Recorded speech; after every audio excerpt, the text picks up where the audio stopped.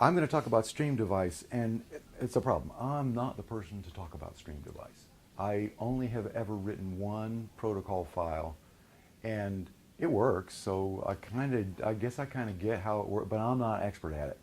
And I'm using Marty Smith's talk, and the difficulty with this talk is that it's an expert at streamDevice talking to other people who are already familiar with streamDevice about little things that can trip you up when you use it at an advanced level. So I don't really have very good material to present to you, but I have to talk about it anyway because this thing is very good, and this is the way to do serial. And if I don't give a talk about it, it seems like it's not an important thing. It's an important thing even though I don't know how to talk about it. So there's the agenda. There's not going to be a lab session here, sorry. Introduction to some of the databases and the protocols and the protocol files. And I'm not going to talk about adding streamDevice support to an application because my assumption is that everybody is either running XXX or isn't running XXX because they already know how to do that stuff. XXX already knows how to build everything in Synapse, including streamDevice and sequencer and other stuff that's not actually in part of Synapse, to pull it all into a single executable and to make it available to an IOC. And so I don't feel like I have to give these instructions because I'm not going to do it as well as XXX would. So anyway, what it's for is talking to devices that need a message. You have to send them a message and send them some data, and there might be a checksum, and then they're going to send you back a message, or they might just repeat back what you said. There's a lot of different variations because they're all written by different people, and there's just a bewildering variety of syntaxes for talking to serial devices. And streamDevice supports everything I know about it, and everything that Dirk Zimach, who wrote this stuff, could figure out. But streamDevice doesn't do the talking. It uses asyn to do the talking, which is nice because asyn is port-based, and you can retarget asyn at a serial device or at an Ethernet device, and so your database doesn't actually have to know what it's talking to, the actual communication protocol. It only has to know about the strings that are sent and received, and not how they're sent and received.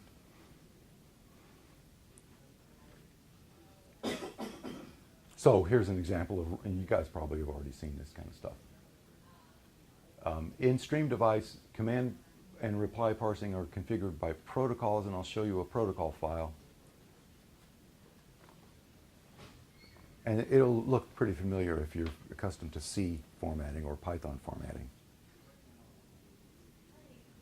So it provides an interface to asyn and doesn't try to redo what asyn does. And it uses the asyn octet interface, which is appropriate for strings. But it's not a programming language. It's very, very flexible and very general, but there's a limit. And I think the limits are chosen intelligently. There isn't any looping. Protocols are linear. They run from start to end. And exceptions are, not, I guess, maybe not thoroughly handled. So you're not going to see this. This is not a typical streamDevice. This is a weird case, that an expert ran into who's talking to other experts about how to handle. I'm not going to talk about that because I don't understand it. So, but this is what the database might look like. One of these databases is actually streamDevice. So if the D type is stream, streamDevice is going to figure out from the record type, because it's device board, it will know from the record type what's going on.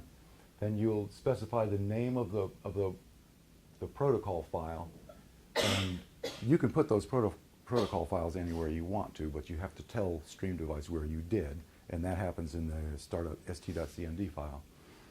And then you basically call a function is what it amounts to, and give it some parameters.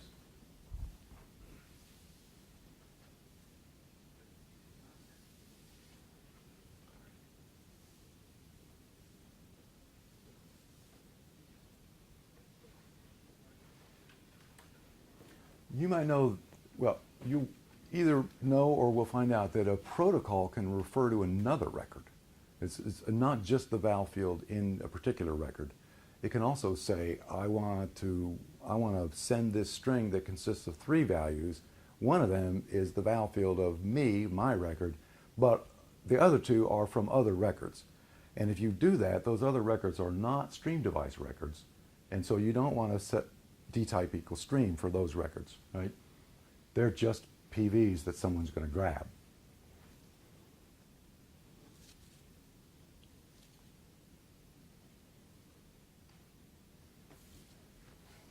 So here's an example of a protocol file. First, we're going to send the word letter Q, and there may or may not be a terminator. You can specify that elsewhere. And then here's what we expect for input, and then this stuff is going to get parsed. And $1 is going to be the first argument that we saw.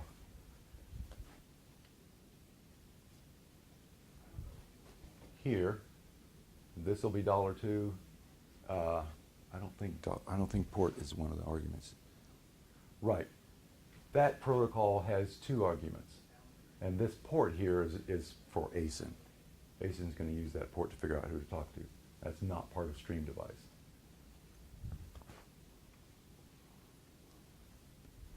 Right. So this is the first argument. Again, the first argument. And this is what the parser expects. That's what we expect to see. And that is a really complicated protocol. This is not the protocol you want to look at. This is not aimed at us. This is for experts, and I'm not among them. So streamDevices are defined in plain ASCII files. It's read by the IOC at boot time, and you can also reread it at runtime, which is kind of handy. You don't have to reboot the IOC in order to change the strings in the serial device, the parsing or anything.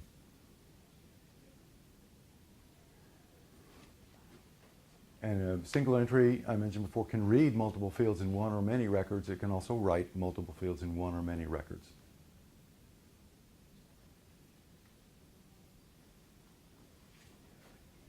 So each protocol file describes communications to a single device type. And it's a different protocol for each function. Otherwise, you wouldn't be able to refer to them.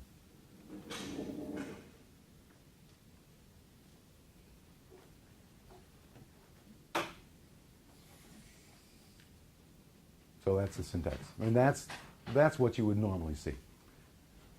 That's a protocol that someone, one of us would maybe write.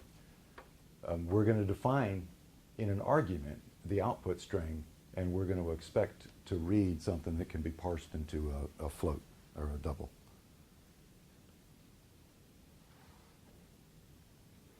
By default, the val field is used as a data source, but you can refer to any field you want, even in another record.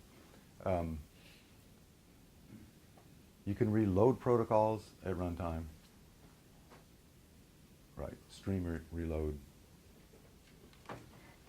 I would always do this because I would never be able to figure out which record.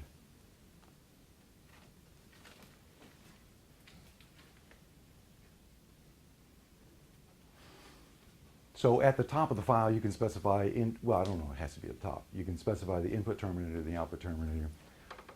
I wouldn't do that because ASIN also has that support, and that's more general, and that's probably a better place to do it.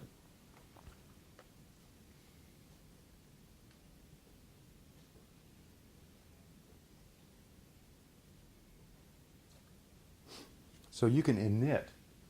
If you have an output record, you can, and you want to read something from the device to initialize the value of it so that it doesn't have the value 0 when they actually the device knows what its value is. It just hasn't ever been written to or read from yet. You can have an init string to set the value that you're going to end up writing to it. And then I think I'm done because I'm not going to describe all this. This is code that is basically already in XXX. But I should talk about one thing. I did not talk in the Epic's base stuff about how database files and library files work. And I know that one of the objectives here is that you're not going to be doing that building, that's going to be done, and it's going to be done in sort of a standard way, but you're going to do it anyway. It's inevitable that you're going to end up building stuff. And it's pretty simple the way it works. The stuff that you want in your IOC is all going to be named in a number of DVD files. And they just reference things that, let's see, maybe I have a, I don't think I have it.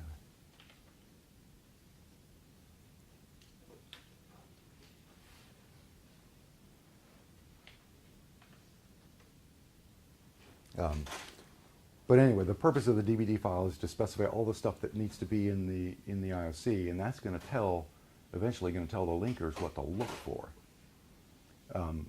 But it's awkward, at least for VxWorks, because in a DVD file, everything has to be referenced, or has to be defined before it's referenced.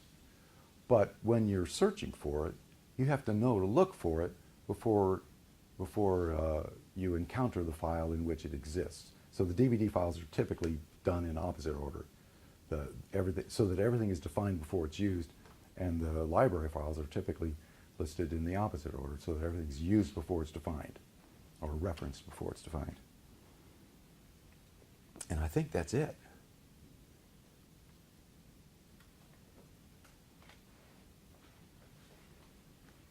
So this is where you set the stream protocol path. It's just an Epic's environment variable. And there's an example of actually the connection that you have to do that's nothing to do with streamDevice. You would do this for any ASIN connection, and probably Mark Rivers already talked about this earlier this year, about how you can configure an IP port to talk to an Ethernet connected device. And this is where you would set the input end of string and the output end of string.